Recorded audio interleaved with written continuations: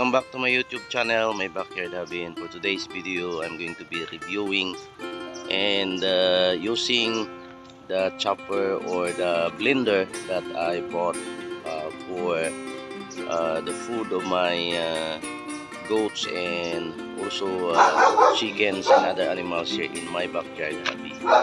If you did not subscribe yet, please subscribe and like, share, and click the notification bell so that you will be updated for my next video.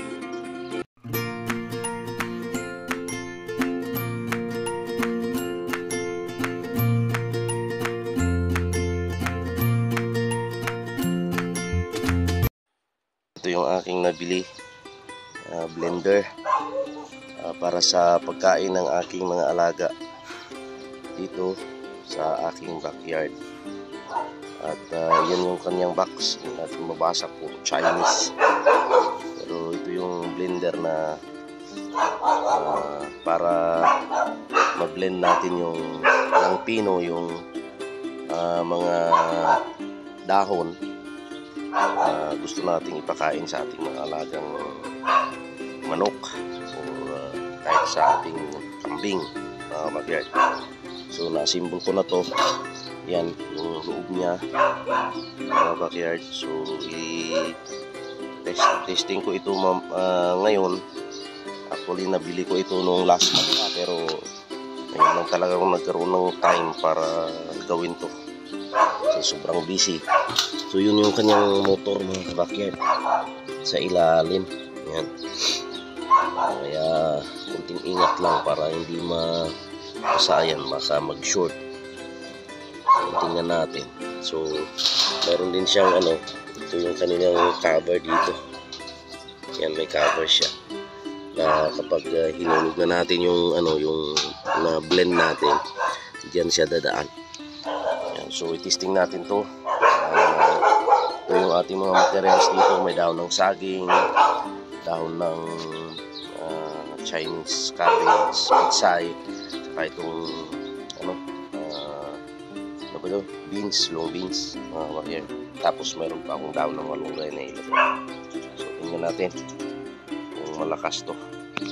Tingnan natin. Yan. Ayan na. So una natin malunggay.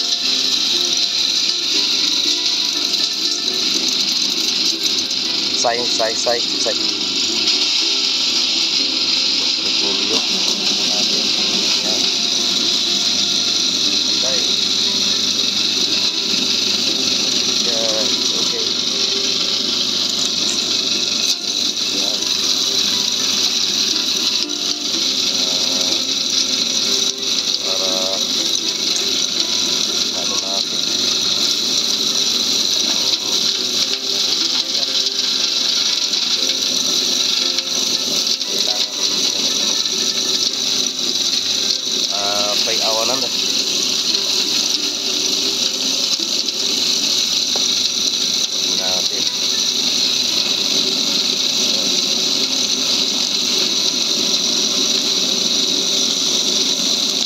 Mình có anh ấy mình lèn qua đi. Dạ.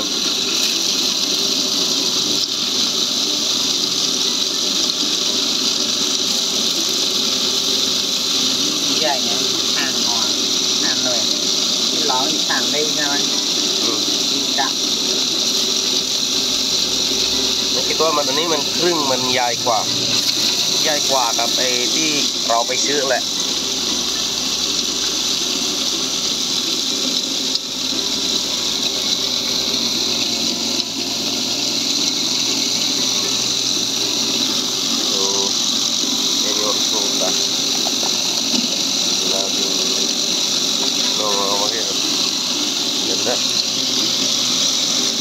I'm satisfied dari itu. Hindi naman ito mahal, so mapadali, mapaganda yung paggawa natin ng pagkain ng ating mga alaga. Yan. Jadi kapag gumawa ko ng yung pellets mga backyard, so i-blend ko muna ng ganito tapos ihalo sa ibang mga material Yan. Mga backyard. Yan, tapos na mga backyard. Tingnan natin ano. Aw na ma'am.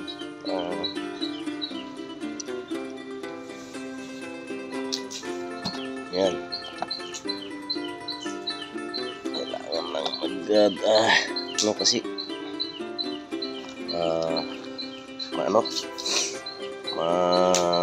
sobrang talas yung kanyang blade. Yan. So mayroon siyang labasan. So yun yung resulta. Ang ganda naman. Yan. So mapadali yung pag-mix natin para sa ating mga alaga. Yan.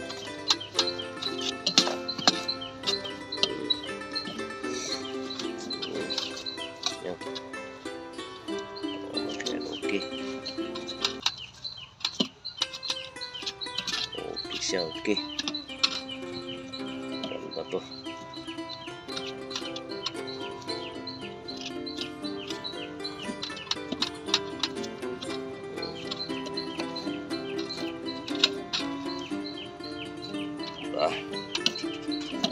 Ayos. Ciao, anang ko na ako. Ini blade man ako. Man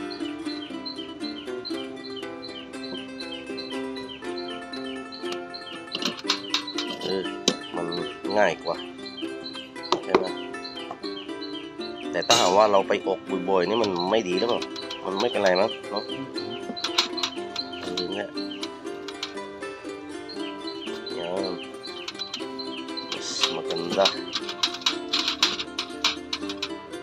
Actually we bought also motor and then naggawa kami ng DIY pero mahina yung lakas niya, mas okay ito mga bagay. Yung yung kanyang finish hindi pa masyadong pino pero I am satisfied ako sa performance yan. So makatipid tayo nito ng pagkain ng ating mga alaga yan, kahit anong dahon, anong klaseng prutas hindi natin dito ma-blend para mapakain natin sa ating mga alaga. So ipakita ko sa inyo mamaya yung ating gawin na pagkain. Yan, ang ganda. Ito ay daw ng saging, tapos long beans, tapos malunggay at saka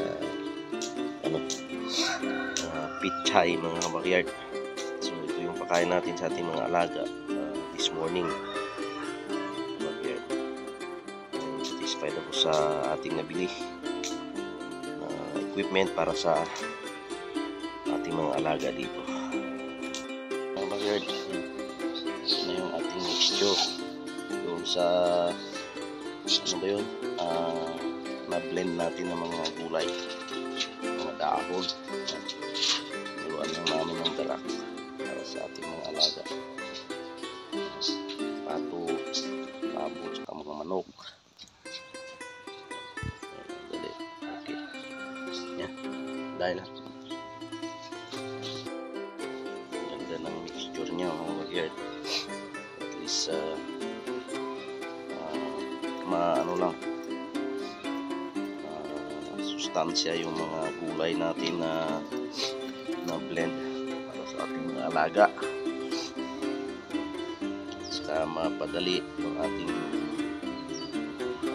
paggawa ng kanilang pagkain sa ayaw masyadong maggasto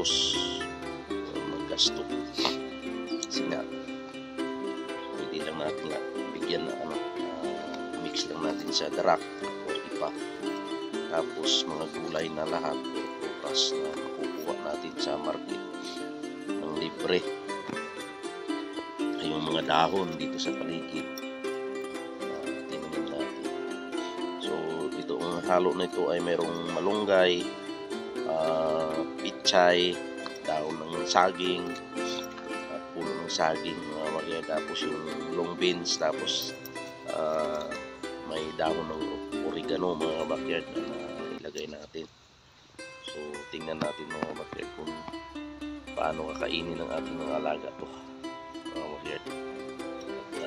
I am very satisfied sa performance ng ating blender mga backyard, or ating chopper para magawa ng pinong-pino yung ating mga dahon na may halo natin sa pagkain ng ating mga alaga mga backyard.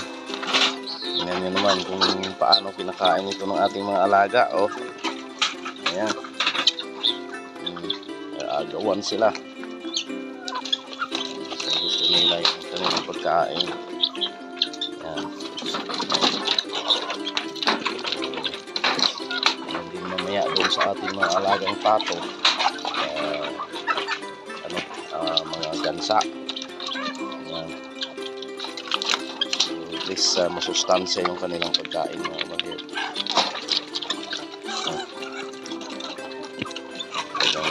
Gusto din nila yung ating mga bingala,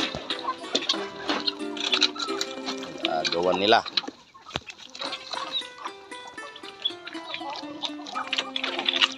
Ayan,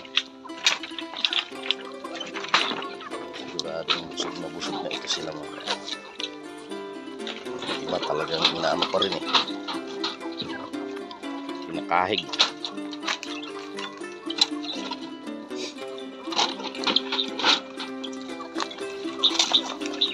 Ay yukang na ini na.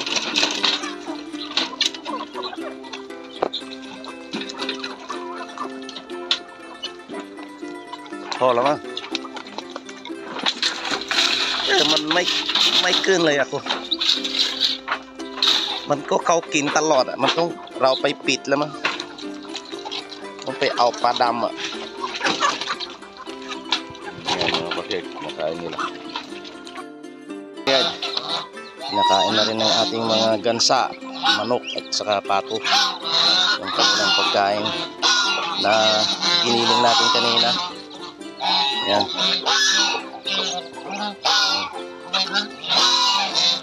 Yung ating mga pato na rin sa kabila.